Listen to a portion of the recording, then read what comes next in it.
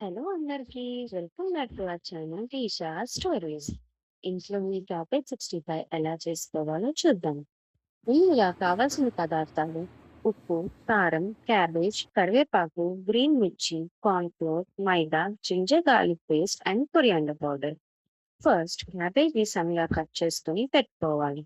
అందులో తగినంత ఉప్పు, కారం అండ్ తగినంత ధనియాల పొడి, 1 tablespoon ginger garlic paste and కొద్దిగా మైదా అండ్ తగినంత కార్న్ ఫ్లోర్ కూడా వేసి బాగా కలుపుకోవాలి.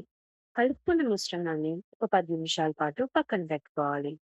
ముందే ప్రీ హీట్ చేసిన బాండీలో ఫ్రైకి సరిపడా ఆయిల్ వేసి మనం కలుపుకొని పెట్టిన క్యాబేజ్ని ఆయిల్‌లో వేసి గోల్డెన్ బ్రౌన్ కలర్ వచ్చే వరకు బోత్ సైడ్స్ ఫ్రై చేసుకొని పక్కన పెట్టుకోవాలి.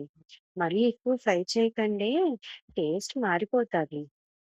ఇప్పుడు పచ్చిమిరపకాయలు, కరివేపాకు కూడా ఆయిల్‌లో ఫ్రై చేసి అంతా ఒక ప్లేట్‌లో వేసుకోవాలి. అంతే.